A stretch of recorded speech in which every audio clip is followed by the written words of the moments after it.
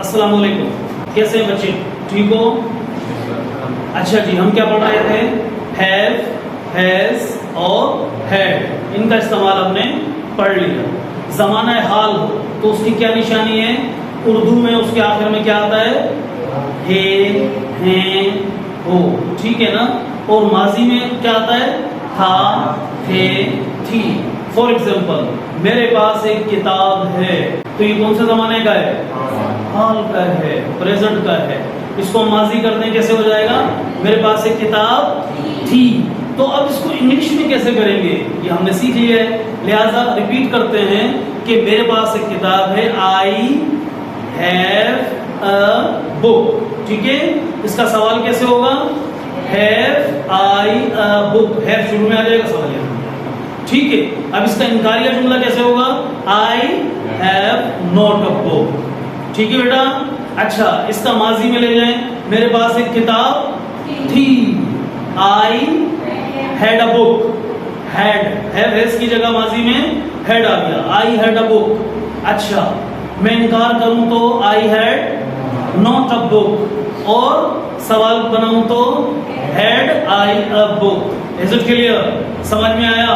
ज़माने हाल में किसी के पास किसी चीज का होना जाहिर हो तो हम उर्दू में पास का इस्तेमाल करते हैं, या रखता है, रखती है। माजी में पास या रखता था, रखती थी। मसलन उसके 2 बेटे थे, हैं, उसकी 3 किताबें थी, हमारे 2 कारें थी, हमारे 2 घर हैं। हाल है तो हैव हैज, और माजी है तो हैड। अच्छा जी, यही फ्यूचर में चला जाए, यही फ्यूचर में चला जाए, किस्म जुमले की वही रहे हैं भाई, कि कौन से जुमले हों?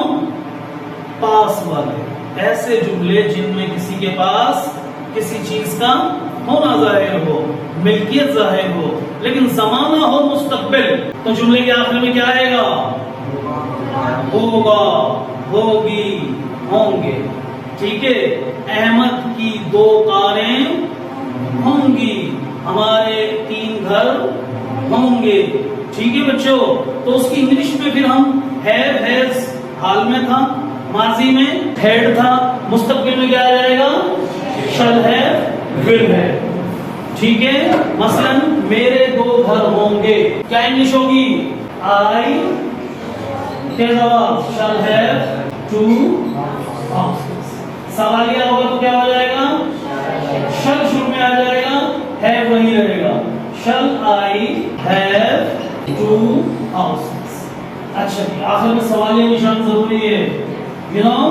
अच्छा, इनकार हो तो मेरे 2 घर नहीं होंगे, तो क्या कहेंगे? आई शल, अब नॉट यन दोनों के बीच में आ जाएगा, आई शल नॉट हैव 2 हाउसेस।